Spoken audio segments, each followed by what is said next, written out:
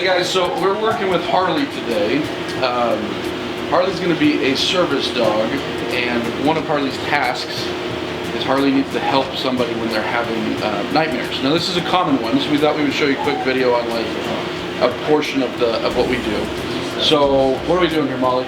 So right now we've gotten to the point where she's comfortable with giving deep pressure and kind of getting on me when I'm sitting down. Now I'm having a little bit more depth to it, and I'm going to be lying down and she is in place. Now I haven't given a place command. I just led her over to the bed, haven't said anything, and then as soon as I lie down, I'm going to start just, I don't know, having nightmares, Pretending to have a nightmare. Pretending to have nightmares, and I'm really good at it too. So. And then the hope is that she'll see me struggling and want to come up and jump on top of me. And I do have a reward for her, and we give rewards every time she does this. So eventually when her owner is having a nightmare, she doesn't have the traits, Harley's still going to do that job. And then over time, once they bond, she's just going to want to do it automatically to help her owner out. So, but this is how we start with it. So the thing to remember, go ahead and start while I'm talking here. The thing to remember is nightmares, almost everything. Having nightmares, good girl. I'm having nightmares. She's identified. I'm having nightmares. I'm having terrible nightmares. The thing to remember is that we need to break things down. So Molly said, all right, we've already done some of the work. So some of the work was this, that we would lie down and have the dog get on, with a command, have the dog get on and put a little bit of pressure on. Good girl. And so we have to start first with the dog understanding the concept. And before every command or behavior that we want the dog to do, there has to be a trigger, right? Now, oftentimes that trigger is just us saying the word, sit, down, come, whatever the case might be. But there's other things that, aren't quite so, they can't be verbal, because a nightmare, can't be verbal. You can't tell the dog when you're having a nightmare to do something. So what we do, laughing as Molly's just, I don't know if the camera's catching that. What am I supposed to do?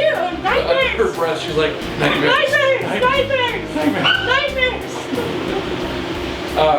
And so yeah, we wouldn't start this way. First we start sitting up and the dog getting on our lap. Then it's lying down and the dog getting on and putting pressure.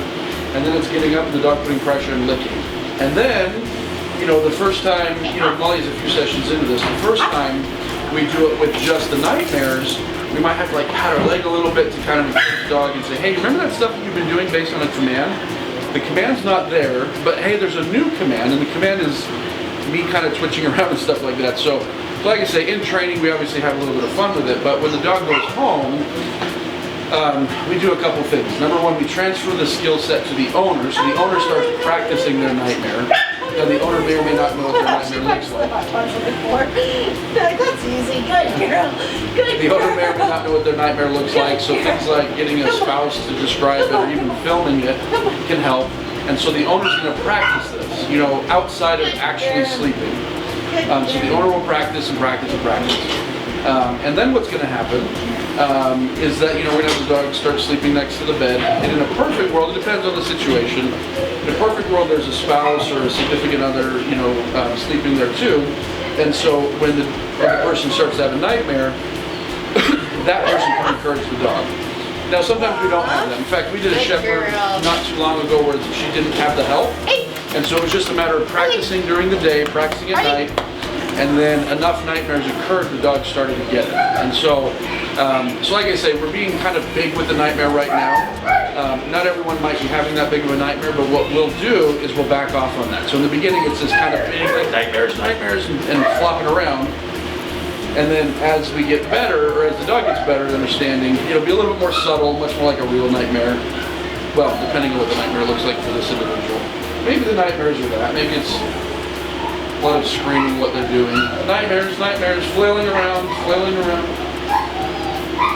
Good girl.